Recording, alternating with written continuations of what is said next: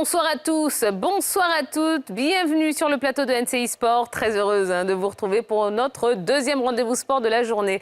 Et oui, si vous venez d'arriver, sachez que vous avez raté beaucoup de choses aujourd'hui. Cet après-midi, nous avons vécu une très belle rencontre de basketball, la Basketball Africa League, avec à la clé une victoire sur le fil de l'ABC face au Kwara Falcons du Nigeria. On reviendra dessus dans quelques instants. Mais en tout cas, nous sommes ici pour le deuxième rendez-vous de la journée. Oui, décortiquer l'actualité sportive de la semaine. Un programme alléchant que nous allons découvrir tout de suite dans le sommaire complet de ce numéro de NCI Sport. Ce soir, dans NCI Sport, qualification historique de l'ABC pour les phases finales de la Basketball Africa League, retour sur la semaine des Fighters. Jean-Louis Gasset a dévoilé la liste des éléphants pour la double confrontation face aux Comores, analyse et décryptage dans cette émission. La SEC Mimosa verra les quarts de finale de la Coupe de la Confédération. Comment les Mimos ont réussi ce que certains considèrent comme une véritable remontada. La Ligue 1, la Ligue 2, les news d'ici et d'ailleurs, les performances des pros ivoiriens sont aussi au menu de notre programme.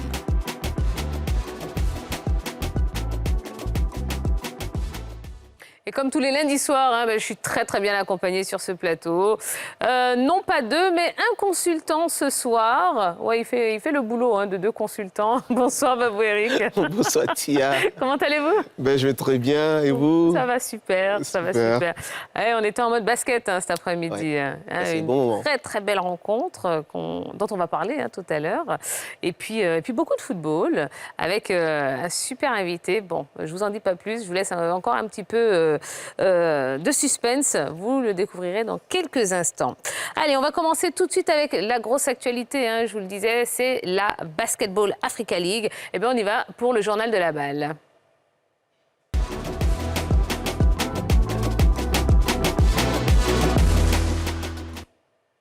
Au terme d'une rencontre difficile face aux Kwara Falcons, les Fighters se sont imposés dans la douleur sur le score de 79-76. Harouna, très attendu, n'a pas été l'étincelle permettant aux Abidjanais de se libérer. Malgré ses 9 points inscrits, il est passé à côté de sa rencontre. Autre fait marquant, la sortie du capitaine Stéphane Konaté pour faute antisportive. La bonne note, c'est le banc des Fighters qui s'est bien illustré, qui comptabilise 38 points et surtout les paniers de Moussa Koné à 1 minute 7 de la fin et de Bilé, auteur d'un 3 points qui a complètement libéré l'ABC. Un match techniquement moins abouti que la rencontre face à l'US Monastir, mais qui permet tout de même à l'ABC de se qualifier pour les playoffs de la balle. Mais avant ce match contre Kwara Falcons, l'ABC a connu une semaine agitée. Armel Yao et Moon nous expliquent tout dans cette vidéo. Pour sa première participation à la Basketball Africa League, l'Abidjan Basket Club a réussi son entrée en disposant de l'Ice Douane 76-70. Cette victoire met les Fighters en confiance avant d'entamer une semaine qui se présente comme décisive.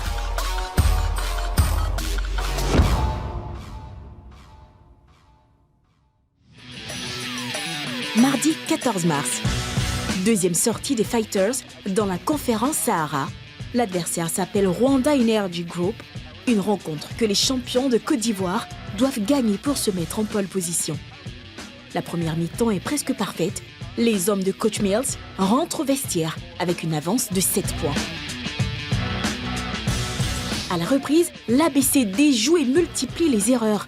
Une multitude d'erreurs que les Abidjanais paient cash face à la main chaude d'Adonis Feiler, auteur de 25 points, 4 rebonds et 6 passes. Le Rwanda Energy Group s'impose au terme de la rencontre. Première déconvenue pour le représentant ivoirien. Pour les dirigeants, il faut vite réagir.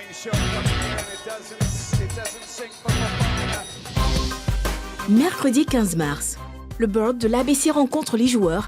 Objectif, les remobiliser. À cette occasion, le président Boukari Touré demande au groupe d'oublier cette contre-performance et de penser aux prochaines échéances, tout en les rappelant que chacun d'eux a les qualités pour faire gagner l'équipe. Vendredi 17 mars, l'ABC se présente devant le tenant du titre, l'Union sportive monastirienne, pour la 3e journée de la balle. Pas bien en place défensivement, les Fighters concèdent le premier quart-temps, 21-27, avant de se reprendre au 2e quart-temps et le remporter 20-9-41-6. Au terme des 2 premiers cartons en faveur de l'ABC. Porté par un Amadou Harouna Aboulaye, 33 points, 6 rebonds, 3 passes, les Abidjanais dominent les débats jusqu'au buzzer final pour s'imposer 90-74. Avec ce succès, les Dangora s'installent à la 2e place du classement après la 3e journée.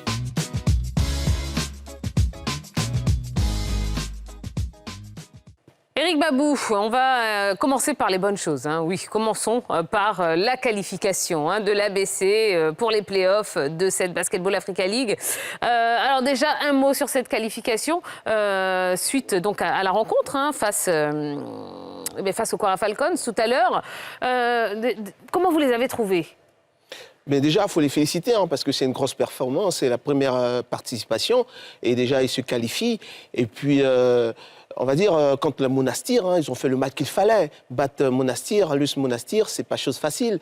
Ils ont réussi le match parfait. Et puis derrière, c'est vrai qu'il y a une décompression. Quand vous faites un gros match pareil, il y a une décompression à l'image du match d'Harouna. Harouna qui a été monstrueux, qui nous a fait un match XXL pratiquement contre le Monastir. Et donc, après, il y a une décompression. Ça peut expliquer un peu ce match contre les Falcons qui n'a pas été abouti. C'est un match difficile qu'ils ont eu. Ah oui. Mais je pense qu'ils avaient fait le boulot. Ils l'ont fait. Le boulot, ils l'ont fait. C'est un groupe qui est solide. On voit des joueurs de talent à l'image d'Harouna, on en a parlé. Il a tout ce qu'il faut pour être un super grand joueur. Harouna, Stéphane Konaté, Bilé et vraiment tous les joueurs de l'ABC qui ont qui font une très très belle campagne, en tout cas du côté de Dakar. Ça, absolument. Il faut le dire, absolument. Alors, en ce qui concerne la défaite du tenant du titre, Monastir, face à l'ABC, comment est-ce que vous l'expliquez, vous ? Je vais dire simplement qu'en face, ils ont eu des joueurs déterminés. Ils ont eu Harouna qui va faire peut-être le match de sa vie, pourquoi pas. Il a été XXL, il nous a sorti des tirs incroyables.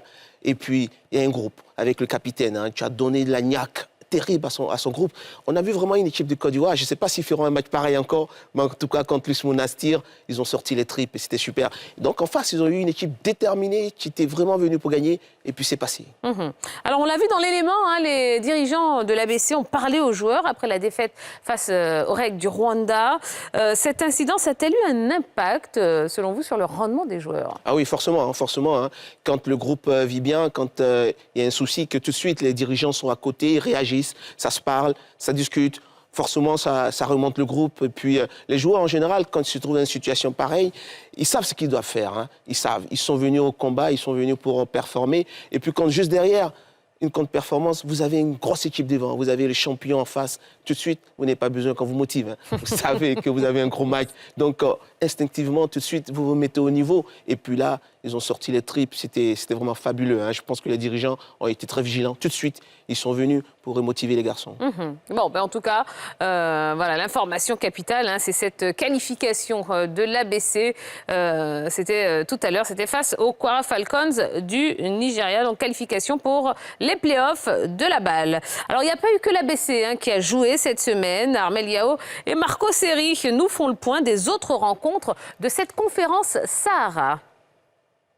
Ils sont les 2 premières équipes qualifiées pour les playoffs de la balle sont l'ABC et le REG du Rwanda. Et la prochaine journée, c'est demain, Stade Malien face à l'ABC. Ce sera à vivre en direct et en exclusivité sur NCI à partir de 15h45. Mais je vous redonnerai l'information un petit peu plus tard dans l'émission, ne vous inquiétez pas. Voilà, allez, on va enchaîner avec la suite du programme. On change à présent de discipline et on parle maintenant sport de combat dans le Inside de ce soir avec Fabrice Niédré, double champion du monde de kickboxing. De passage à Abidjan, il a accueilli NCI Sport lors de sa séance d'entraînement. Armel Yao, Hervé Kiessé et Yves Borisvet nous dévoilent les secrets de sa réussite.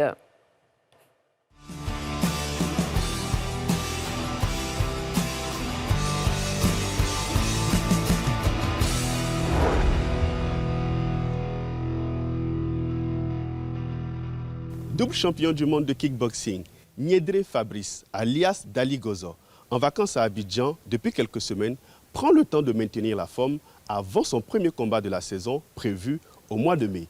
NCI Sport passe une journée avec le boxeur ivoirien pour vous faire découvrir les recettes de ses succès. Eh bien, on y va.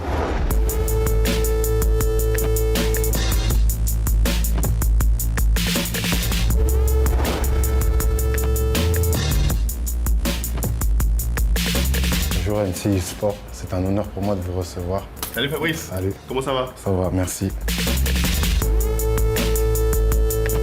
Alors j'ai commencé dans ce sport à l'âge de 26 ans, très tard. J'en avais marre du football, donc j'avais envie d'un sport qui ait plus de contact et individuel surtout. Moi, mon père, il m'a toujours encouragé, mais ma mère, elle n'était pas trop... Mais après, elle a vu que bon, ça allait, et donc elle a accepté, quoi. Ces deux ceintures-là, la première fois, on a organisé à Persan dans ma ville, et j'avais boxé un Polonais.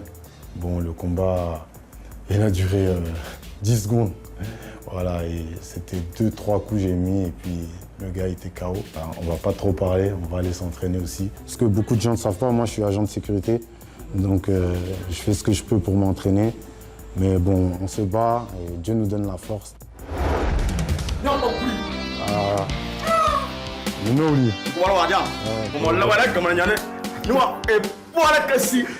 Donc tu as pris tout, vous avez pris tout.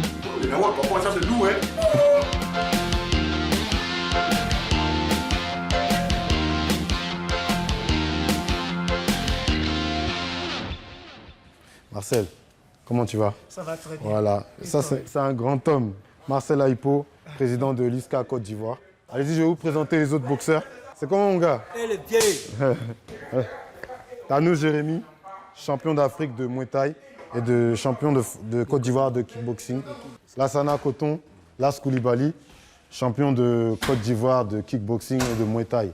Olivier Conan, Dikonan Bouddha, champion d'Afrique de Muay Thai et champion de Côte d'Ivoire de kickboxing. Là, je suis en train d'apprêter mon matériel, mes gants. Il y a mon protège-dents aussi, ça c'est en cas de sparring que je l'utilise. La corde à sauter aussi. Mes sous-gants pour protéger mes poignets. Mon poignet et mes phalanges, voilà. Plus les bandes au-dessus, qu'on met au-dessus. Et ça c'est pour l'échauffement. Voilà. Après ensuite il y a les sacs et il y a les paos, voilà, qui sont là-bas. 5 secondes les gars. 3, 2, 1. Le prochain mouvement va donner ceci les gars, on va combiner. Point-pied, on a fait la dernière fois. L'histoire de Dali Gozo, elle est simple. Dali, c'était le prénom de mon grand-père, qui était chef de village à Boudognois. Donc Gozo c'est gagnois. Puis en même temps, il y a le go dedans, l'arbre. Donc c'est tout un symbole en fait. Niédé Fabrice, je l'ai connu sur les réseaux sociaux, par des publications qu'il a faites.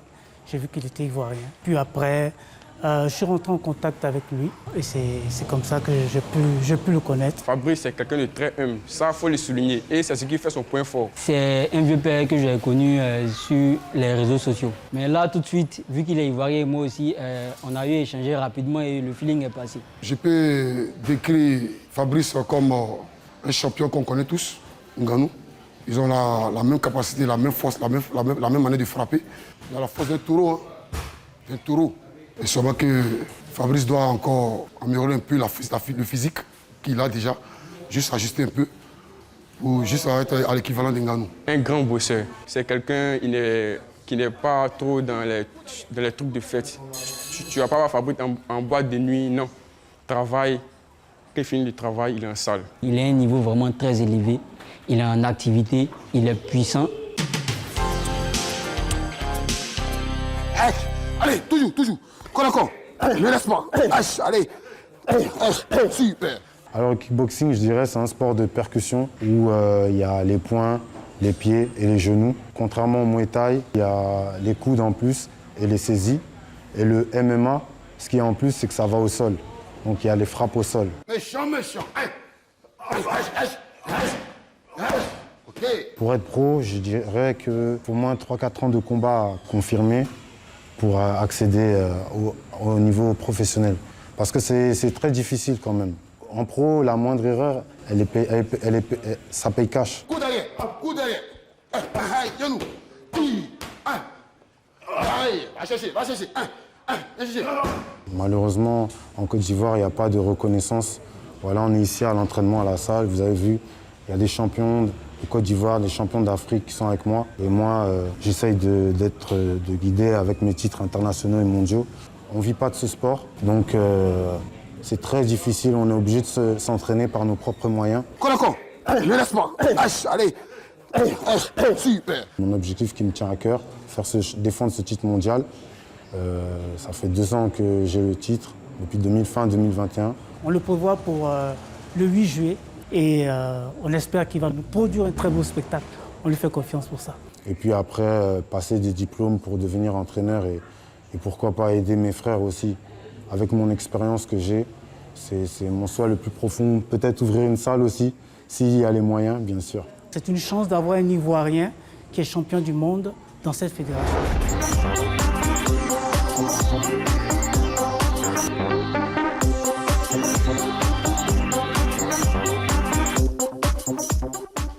La puissance, la discipline et l'humilité, telles sont les qualités de Fabrice Niédré. Il rêve d'une chose, contribuer au développement du kickboxing en Côte d'Ivoire pour les générations futures.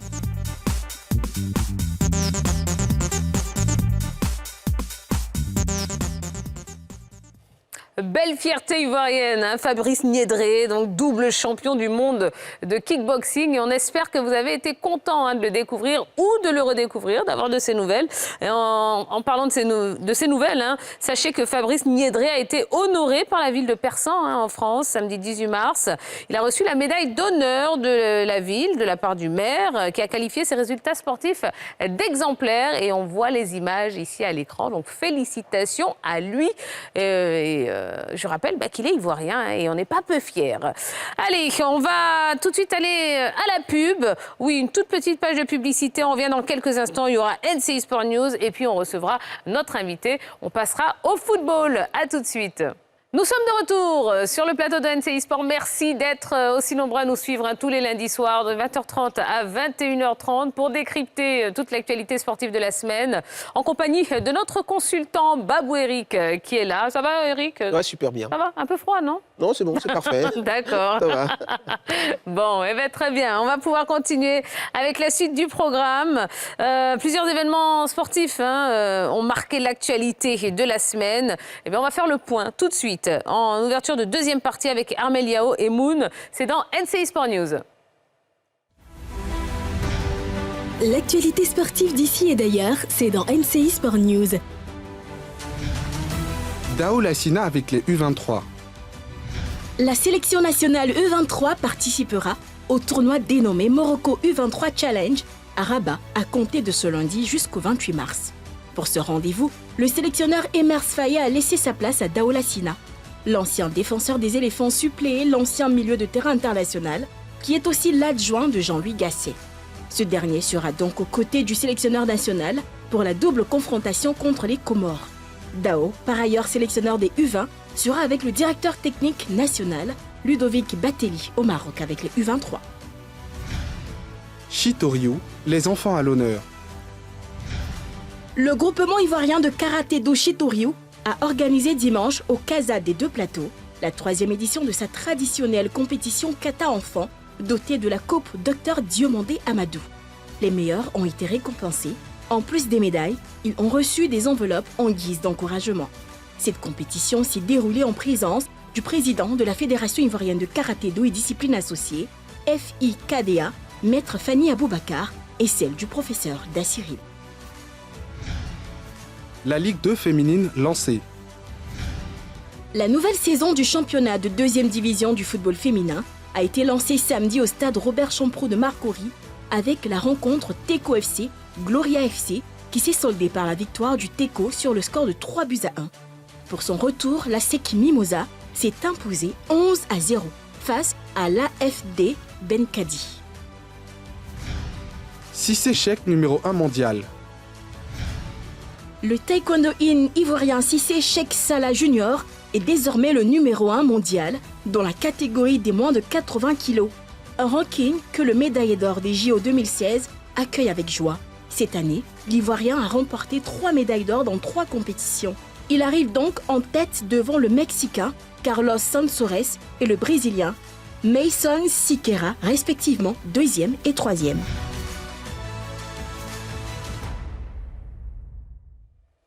Voilà, c'était donc les news qui ont marqué cette semaine. Allez, on enchaîne, oui, on enchaîne. Il est temps de recevoir notre invité. Et ce soir, nous avons le plaisir de recevoir sur le plateau de NCI Sport l'ancien international ivoirien ayant évolué en Espagne, au FC Séville et à Levante, en Angleterre, à Wigan et à Everton, ou encore aux Pays-Bas, au PSV Eindhoven, entre autres. Il est également fondateur du club de football, le Real d'Abobo. Merci d'accueillir sur le plateau et chez vous également Aruna Koné. Bonsoir Aruna. Bonsoir Tia. Comment allez-vous? Super bien. Bon, bienvenue dans NCI Sport. Merci. Voilà, c'est votre baptême. C'est un soir. plaisir. On est content de vous avoir. Et puis j'imagine que les téléspectateurs aussi sont contents de vous voir et de prendre de vos nouvelles. Alors, Aruna Koné, bon, vous connaissez Babou Eric, voilà, il n'y a pas de souci. Peut-être même mieux que moi. Tu ne connais pas Aruna. Alors Aruna Koné, bon, on sait que vous êtes fréquemment à Abidjan. Est-ce que vous pouvez nous dire pourquoi l'aventure avec le club belge de Verde est terminée? Non, l'aventure n'avait même pas commencé. En fait, je me suis retrouvé dans un truc, moi-même, je suis très étonné. Au fait, il y a un de mes amis qui jouait dans cette équipe. Et je suis allé juste pour l'accompagner à l'entraînement et j'ai participé à un match amical. Et je me retrouve très surpris d'apprendre dans les médias que j'ai signé à Weert. C'est quasiment l'équivalent de la 6e division.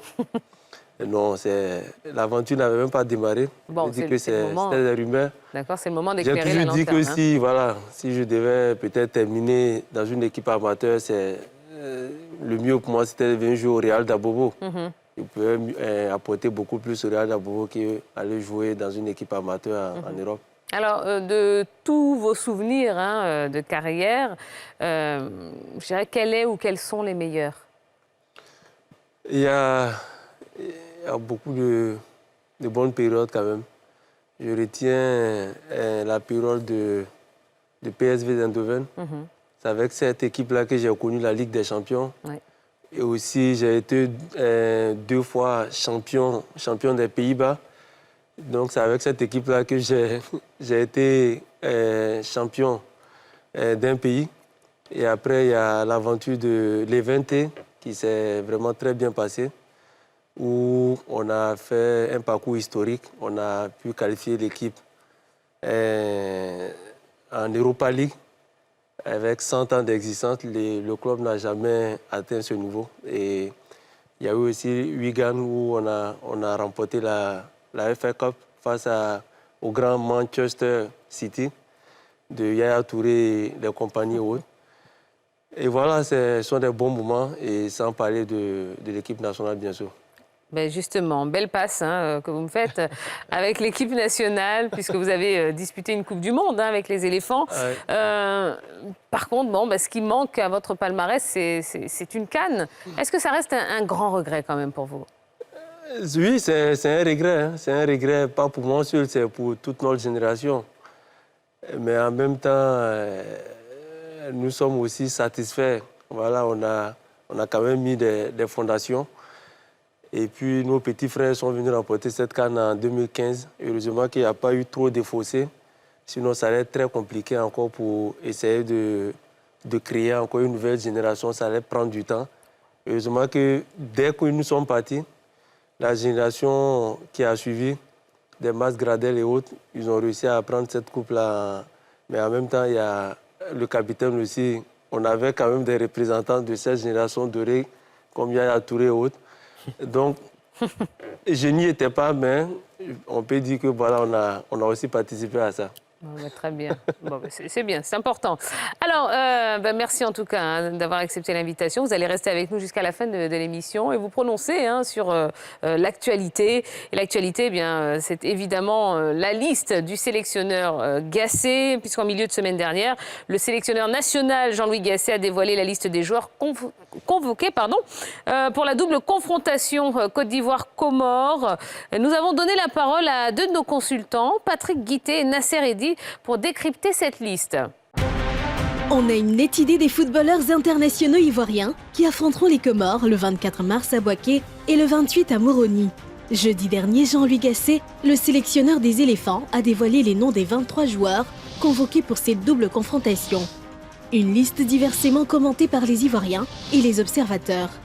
En attendant que coach Gasset justifie ses choix jeudi à Bouaké, les consultants NCI Sport analysent cette liste.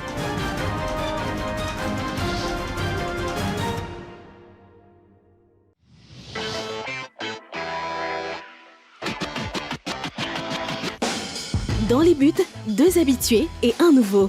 C'est une sélection qui est logique du point de vue de la forme du moment de chacun d'entre eux et aussi du passé, du vécu en sélection. Et là, je parle de Sangaré Badrali notamment, qui est le numéro 1 jusque-là incontestable. On attendait forcément Folie Ayayi, qui a été exceptionnel tout simplement lors du CHAN et qui continue à confirmer donc, sa forme du moment avec la SEC Mimosa en championnat. Et puis Tapira Eliezer qui a regagné du temps de jeu en Éthiopie. Pour moi, une très bonne liste au niveau donc, des gardiens de but. En défense, Jean-Louis Gasset a fait appel à 7 joueurs. Malgré des contre-performances et un temps... J'ai le plus d'interrogations, mais quand même, il y en a certaines. J'aurais peut-être fait confiance à certains qui ont participé au CHAN, tels que Atoula, tout simplement, parce que c'est un garçon qui également prend énormément de coffre, prend énormément de responsabilités également quand on lui fait confiance. On se demande pourquoi, par exemple, Sinali Diomandé, le Lyonnais qui est en forme, qui réalise une bonne saison, qui revient en force avec Lyon, n'est pas dans cette liste-là. Il a fait ses choix. Je pense que ces défenseurs qui sont là peuvent également faire le boulot, trouver la bonne ossature, trouver la bonne dynamique, trouver le bon maillage tout simplement pour permettre à cette défense-là d'être costaud, solide et empêcher donc les attaques adverses donc, de se conclure. Dans le secteur médian, des cadres, des retours et des nouveaux. Jeune Simon Adingra se voit lui aussi récompensé de sa belle saison avec l'Union Saint-Gilloise. Offensif avec la présence de Jonathan Bamba, le Lillois, qui a longtemps hésité. Je me pose la question également de connaître le rôle réel donc, de Jean-Michel Siri, qui a été inscrit en tant que milieu défensif, alors que moi, je le veux beaucoup plus derrière les attaquants parce qu'il a une bonne technique, une vista tout simplement, et puis il est capable donc, de donner les derniers ballons ou les avant-derniers ballons. Il va falloir quand même redéfinir le cadre de sélection de ces joueurs-là qui, entre guillemets, choisissent à un moment donné la sélection ivoirienne par défaut plutôt qu'un choix premier de cœur. Mais tout ça, ce n'est qu'une liste.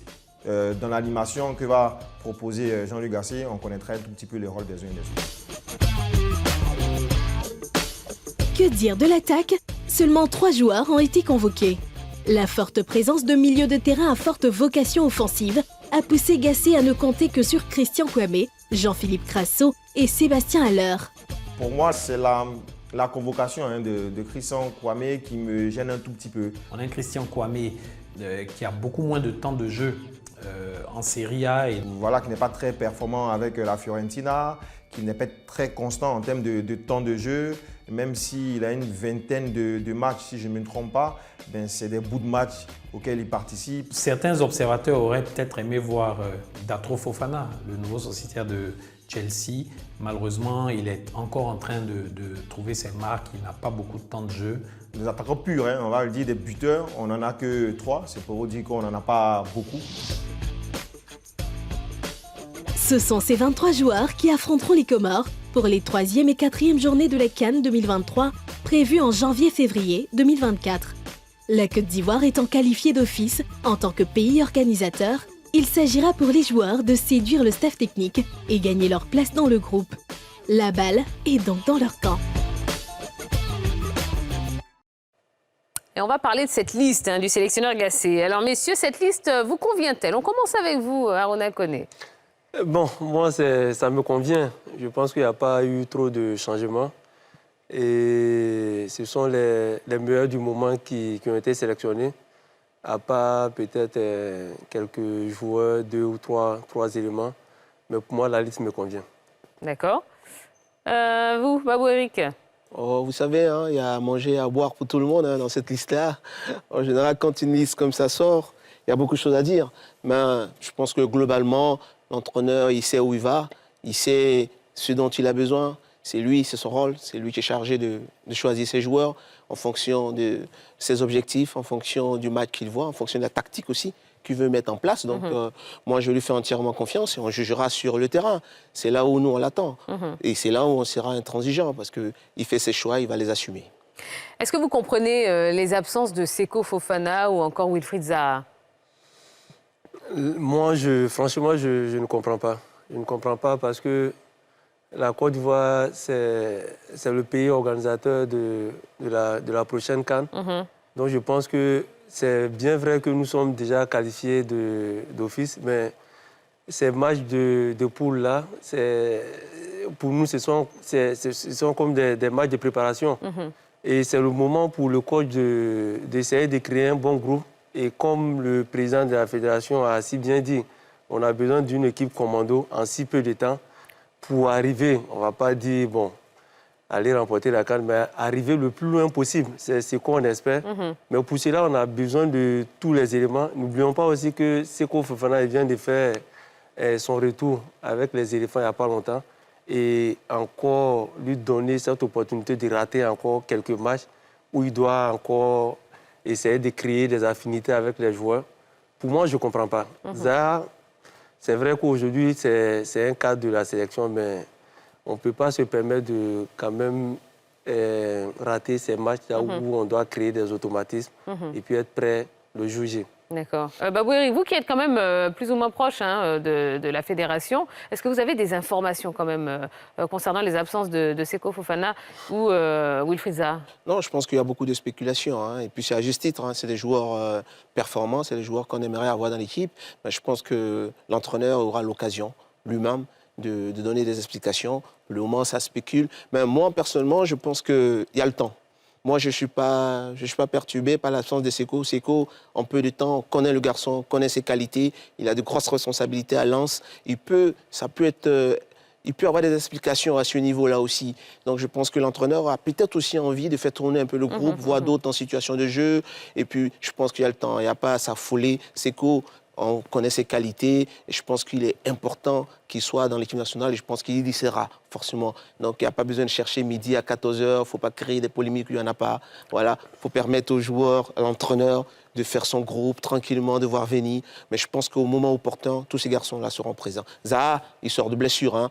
Il était blessé, il a commencé à jouer. Je pense qu'il faut le laisser aussi venir doucement. Voilà, il ne faut pas précipiter les choses. Mais autre chose qui a fait un petit peu grincer les dents, c'est le fait que le sélectionneur donne la liste, non pas sous forme de conférence de presse, de façon à ce que les journalistes aussi puissent lui poser des questions. Ça a fait grincer les dents. Est-ce que vous comprenez ça quand même? Oui, moi je suis l'un de ceux qui estimaient bien avant. Et je crois qu'on en a déjà parlé une fois. J'étais l'un de ceux qui estiment que pas besoin de faire forcément des conférences de presse pour donner une liste, parce qu'on sait que ça crée beaucoup de polémiques, et puis on n'en a pas forcément besoin. Donc pour moi, j'estimais que c'était pas vraiment... Mais il aura l'occasion de s'expliquer. Je crois le 23, il y a une conférence, il aura le temps de s'expliquer. Mais je pense que pas besoin de créer des polémiques. Il faut laisser l'entraîneur faire ses choix, et puis il va les assumer. Je pense que où on doit être présent, où on doit être pertinent, c'est après le match. C'est là où je pense qu'on doit être présent pour chercher à savoir, pour voir les performances, critiquer, apporter une analyse pertinente pour pouvoir aider l'équipe. Mais avant, faire des discussions en permanence sur une liste alors que ça ne va rien changer. Je me dis souvent, on perd du temps. Hein. Ça aurait pu aussi permettre de faire taire justement toutes ces spéculations et tous ces bavardages. Jamais. Bien sûr que si. En Côte d'Ivoire, ça... Oui, jamais. mais bien sûr. Parce que là, je veux dire, en laissant passer autant de temps, la polémique a le temps d'enfler. Donc je pense que c'est peut-être quelque chose qui aurait dû être appréhendé aussi de la part du sélectionneur. Mais bon, on ne va pas réécrire l'histoire. La convocation de Jonathan Bamba a fait également jaser. Finalement, il ne viendra pas, malheureusement, pour cause de blessure. Comment est-ce que vous avez apprécié cette convocation ? Bon, pour moi, je pense que l'entraîneur, il est libre de choisir qui il veut. Hein. C'est lui le capitaine de cette équipe. Et en même temps, on pense qu'on a le temps, mais on n'a pas vraiment le temps. Cet entraîneur, il a besoin de mettre une équipe commando en place pour essayer d'arriver le plus loin possible dans cette CAN. Et pour moi, il essaie de mettre les atouts de son côté et appeler aujourd'hui Jonathan Bamba pour venir renforcer un peu l'équipe. C'est permettre à l'équipe d'avoir des atouts et puis essayer, parce qu'aujourd'hui, on a des vrais candidats dans cette Coupe du Monde et dans cette Coupe d'Afrique qui va se jouer chez nous ici. Donc, il a besoin de tous les bons éléments. Et pour moi, c'est pas un problème, quoi. C'est un bon atout à prendre. Oui, pour moi, c'est la belle surprise. Ce garçon a énormément de qualités. Hein. Quand on voit ses performances à Lille, il a de la percussion. Il est intelligent dans son jeu. Il sait marquer des buts.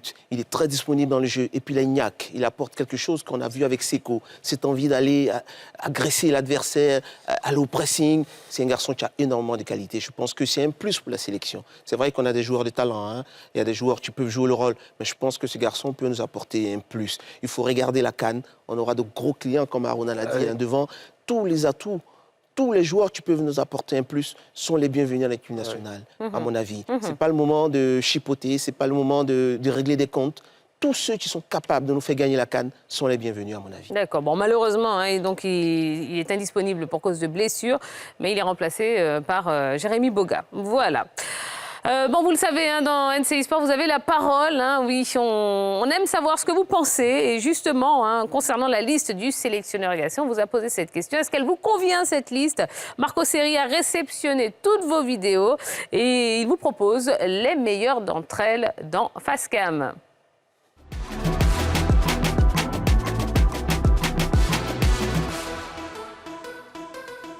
Je pense qu'il n'a pas encore compris ce que les Ivoiriens attendent de lui. Les Ivoiriens veulent gagner la coupe. On veut que la coupe reste chez nous ici, en Côte d'Ivoire. Et une telle compétition, vu le niveau des équipes aujourd'hui, on a besoin d'une bonne préparation. Et M. Jean-Louis Gasset ne fait qu'essayer. À chaque regroupement, ce sont des nouveaux joueurs encore qui arrivent. Il est temps de mettre une équipe en place. Et puis maintenant, ils vont jouer ensemble. On verra qui ne peut pas jouer avec l'autre. Il est temps d'arrêter d'essayer. Il nous reste seulement que 4 matchs. Et si on a trop eu la chance, c'est de peut-être avoir quelques matchs amicaux après. Et si c'est trop, ce sera peut-être 2 matchs amicaux avant le début de la compétition. Donc il faut que M. Jean-Louis Gasset arrête d'essayer. On ne veut plus de nouveaux joueurs. Ceux qui sont déjà là, c'est bon. On n'a qu'à les faire jouer ensemble pour qu'on puisse voir si on a une équipe. Sinon, jusqu'à présent, je peux dire qu'on n'a pas d'équipe. Nous avons des joueurs, mais on n'a pas d'équipe. Et ça fait combien de temps qu'il est là? Ça fait combien de matchs qu'il a joué? Mais jusqu'à présent, il n'a pas encore pu nous donner une équipe. C'est quand on va se préparer pour la compétition. Je ne vais peut-être pas m'attaquer à l'entraîneur, mais seulement, moi, je voulais juste pointer du doigt la sélection de Jonathan Bamba. Je pense qu'on a des joueurs à même de prendre sa place. Il ne faudrait pas qu'on prenne des joueurs qui ont échoué à se faire présélectionner dans une quelconque équipe, en l'occurrence l'équipe de France. Il va falloir que la Côte d'Ivoire soit le choix numéro 1 de tous les joueurs qui ont envie d'arborer le maillot des éléphants. C'est vrai qu'on a notre équipe nationale depuis des années et depuis autant. Mais ce que je ne comprends pas de l'équipe nationale et pour les sélectionneurs, chaque match qu'il doit jouer, il y a les nouveaux joueurs qui viennent. Chaque match quand on joue, il y a les nouveaux joueurs qui viennent. Ça sert à quoi de chercher les nouveaux joueurs? À chaque année, tu as joué les matchs avec la Guinée. Il y avait les nouveaux joueurs, les Seko Fofana. Mais après ça, tu viens encore, tu cherches un autre joueur encore. Non, la Coupe d'Afrique n'est plus loin encore. Dans quelques mois, on rentre dans la Coupe d'Afrique. Ce que moi, je préfère chez les sélectionneurs ivoiriens que l'équipe qui l'a pris pour jouer comme face à Guinée et les autres, il prend la même équipe pour jouer le vendredi, le 24 qui vient. Parce qu'à chaque arrêt, nouveau match, nouveau joueur, ça ne peut pas aller. Et donc, on constate qu'il y a des absences, celles de Wilfried Zaha et Seko Fofana, qui sont des joueurs cadres de notre équipe nationale. On voit un peu ce qu'ils font lorsqu'ils jouent avec le maillot. On connaît leur importance, que ce soit en équipe nationale et dans leur club. Je ne vais pas dire qu'ils sont irremplaçables, mais actuellement, c'est normal de les avoir. On a besoin d'eux et on n'a vu aucune communication concernant leur absence. C'est vrai que je dis qu'une équipe doit avoir une âme, on ne doit pas à chaque fois changer de joueurs, mais je pense qu'il est important aujourd'hui à la Côte d'Ivoire de redonner une nouvelle ère à cette équipe, un nouveau, je dirais, visage à cette équipe, et ça passe par les choix forts, ça passe par la concurrence, et ça passe bien entendu par les choix de l'entraîneur.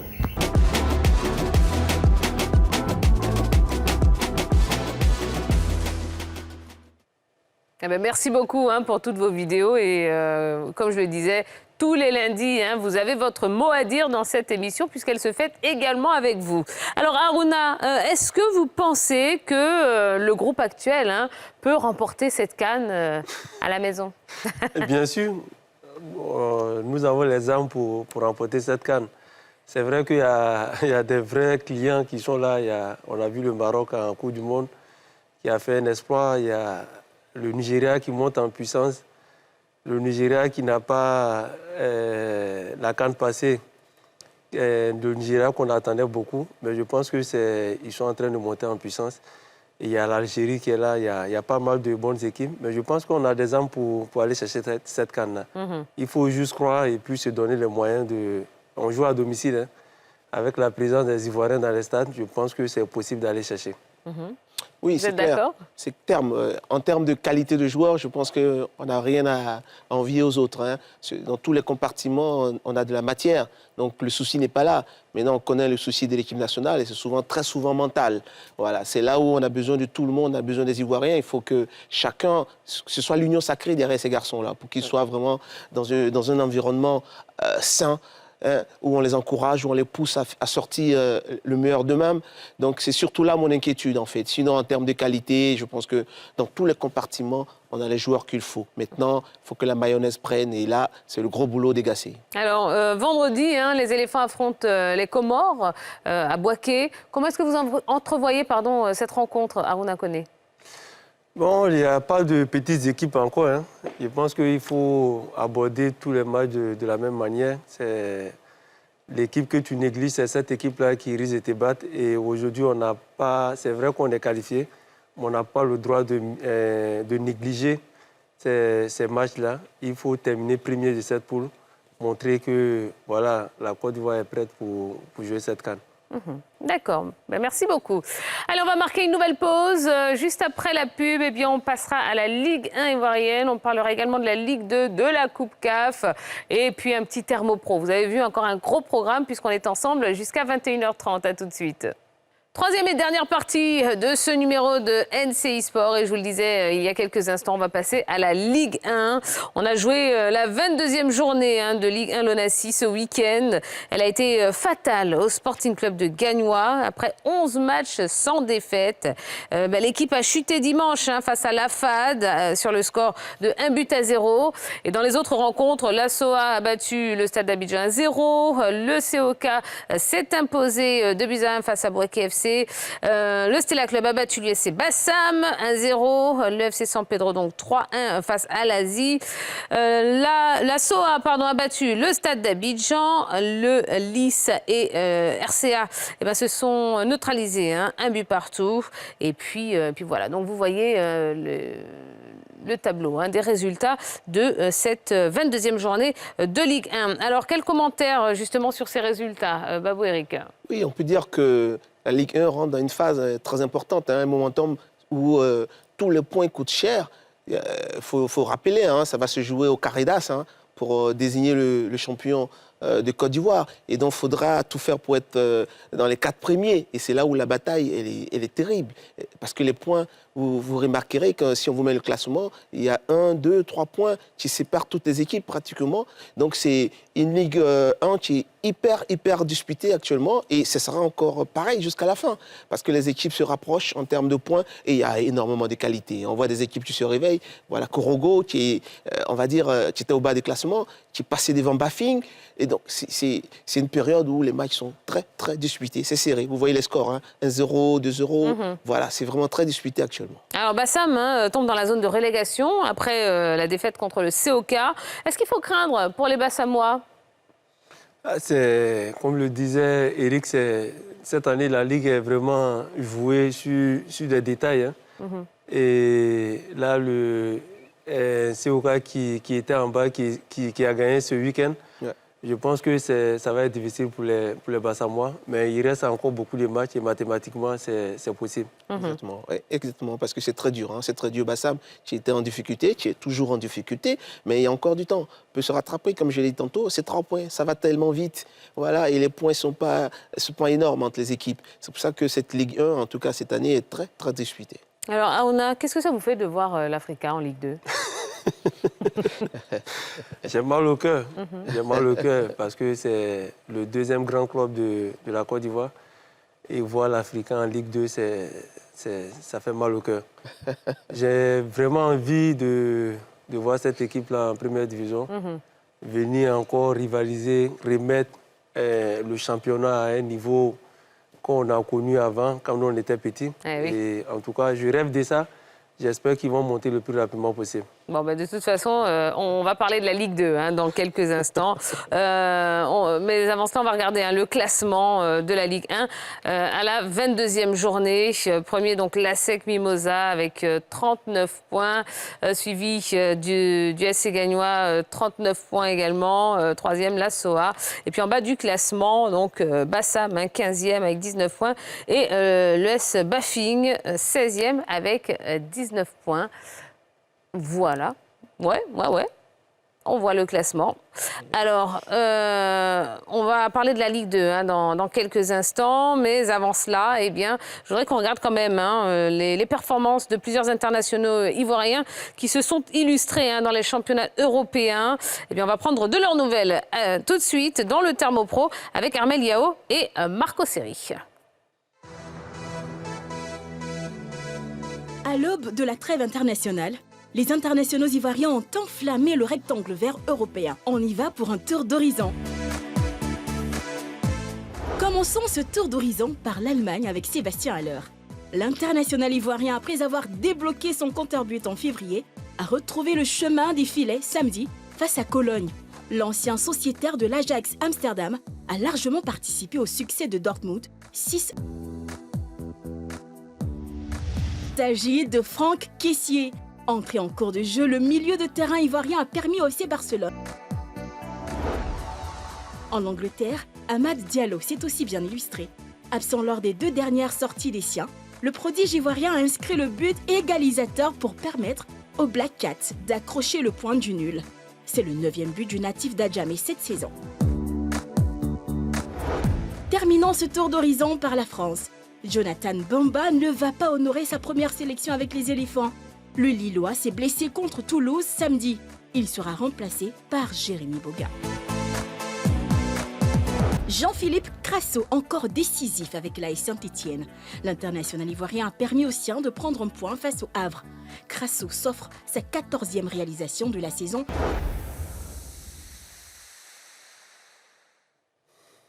Et on poursuit maintenant notre programme. On va aborder la Coupe de la Confédération qui était à sa 5e journée ce dimanche. L'ASEC Mimosa a battu le Motema Pembe de République démocratique du Congo 2-1 grâce à un doublé d'Aubin Cramo. Les Mimos décrochent avant terme leur ticket pour les quarts de finale de la compétition. Alors messieurs, votre avis sur cette victoire de l'ASEC ? Oh, faut féliciter les Mimos. Hein. Les Mimos sont véritablement montés en puissance depuis le début de cette compétition. On voit qu'ils ont pris en compte un peu toutes les critiques. On voit que le jeu s'est amélioré. On voit des garçons qui ont gagné en confiance. Parce qu'aller aller gagner 2 fois à l'extérieur en Coupe d'Afrique, c'est une grosse performance. Il ne faut pas négliger cela. Et les Mimos l'ont fait avec beaucoup de qualité, avec beaucoup d'envie, de courage. Ces garçons-là ont engrangé énormément de confiance, ça se sent. Et je pense qu'ils sont sur une très, très bonne passe. Et vraiment, c'est très bien pour le football ivoirien. Hein. Et c'est ce qu'on souhaite, c'est ce qu'on attendait. Alors, Aruna, c'est vrai que, voilà, avec cette qualification, hein, on se dit que la SEC peut rêver grand, finalement, hein, pour la suite de la compétition. Vous êtes d'accord ou pas? Oui, je suis d'accord. La SEC reste quand même un grand club. Hein. La SEC reste un grand club de la Côte d'Ivoire, mais de l'Afrique aussi. Je pense que la SEC a une très belle équipe et ils sont sur une belle dynamique et ils peuvent aller chercher. Et il faut rêver grand. Ça fait quand même longtemps qu'on n'a pas atteint ce niveau-là sur le plan continental. Et avec cette performance-là, la SEC peut rêver grand et ça va nous permettre d'aller chercher au moins une coupe sur le plan continental. Eh bien, ce serait bien, ce serait bien. En tout cas, on est derrière eux, on est derrière la SEC hein, et on espère qu'ils vont aller très très loin dans cette compétition. Allez, je vous le disais, on va parler de la Ligue 2 hein, dans ce numéro de NCI Sport. On va vous donner les résultats de la 19e journée de Ligue 2. Dans la poule A, l'Africa Sport a réalisé un beau coup hein, en domptant le leader, le CO Boisflé, 3-2 au terme d'un match disputé à Yamoussoukro. Et dans les autres rencontres de la poule, l'Espérance de Bouaké a battu Ouragayo 1-0. Issiawazi a battu l'Amphira 2-0. Le WAC a battu la DFCA et l'ES Benjerville et les films se sont quittés sur un nul, 0-0. Et puis, donc je le disais, l'Africa a battu le CO Boisflé 3-2. Et dans la poule B, le leader Iska n'a pas tremblé devant le CO Sport, battu 3-1. Sirocco a battu Adiaké 3-2. Aboisseau a battu Tanda 2-1. Yamoussoukro s'est imposé face à Tabo 2-1. Guéry FC a battu l'US Fermier 2-1. Et demain, il y aura Bouna FC face à Songon. Alors on va regarder le classement dans la poule A. Un premier, donc le CO Boisflé avec 34 points, suivi de Zoma FC 32 points et en troisième position. Sur le podium, l'Africa Sport avec 30 points et dans le bas du classement de cette poule A. La JCA 12e avec 19 points, 13e Ouragayo avec 7 petits points. Voilà, dans la poule B, premier donc Iska avec 40 points, suivi de Mouna FC 35 points et c'est Yamoussoukro qui ferme le podium donc avec 33 points. Et au bas du classement, 12e, le CO Sport avec 14 points, suivi de Sirocco FC, 13 points. Voilà, juste un mot sur ce classement de Ligue 2. Non, on va retenir simplement la belle performance de l'Africa Sport d'Abidjan. 3 buts marqués, avec beaucoup d'éniac, beaucoup d'envie. On a senti une équipe qui voulait arracher les 3 points, donc on va retenir ça. Mais le chemin est long, parce que devant, il y a 2 belles équipes. Boisflé, qui n'est pas une mauvaise équipe, et surtout Zuma, qui a 32 points encore devant. Donc la bataille est lancée, rien n'est encore fait. En tout cas, je suis content pour l'Africa. Petit à petit. Ouais, parce que là, ce n'est pas notre place. La Ligue 2, là, il faut que l'Africa revienne dans son standing, c'est-à-dire la Ligue 1, et puis retrouve l'Afrique surtout. Ouais. Et bien voilà, donc dernière question, c'est pour vous, Aruna, puisque vous êtes notre invité de la soirée. On va parler de votre club, le Real d'Abobo, qui évolue en Détroit. C'est quoi les objectifs pour cette saison? Bon, c'était le maintien. On a le point du maintien maintenant. Dieu merci, il reste encore 3 matchs. Je pense qu'on va essayer d'essayer certains jeunes sur les 3 derniers matchs pour commencer à préparer la saison prochaine. En tout cas, l'objectif de la saison prochaine, c'est de monter. On va commencer à se préparer et puis composer une équipe commando pour aller chercher cette montée-là la saison prochaine. C'est tout ce qu'on vous souhaite, Aruna. Merci d'être passé nous voir sur le plateau de NCI Sport. Vous connaissez la maison maintenant, donc vous venez quand vous voulez. Ouais, c'est chez vous, c'est chez vous ici. Merci beaucoup, Babou Eric. C'est toujours un plaisir. Toujours au top. Et merci à vous de nous avoir suivis, d'avoir passé cet après-midi et cette soirée en notre compagnie. Prochain rendez-vous, c'est demain. Oui, on sera en mode basketball encore, demain après-midi, pour la 5e journée de la balle, Stade Malien, ABC Fighters. Ce sera à suivre en direct sur NCI. Donc, on se retrouve demain à 15h45. Voilà, notez bien, mettez une alarme dans votre téléphone, 15h45 sur NCI. Excellente soirée à tous. À demain. Bye bye.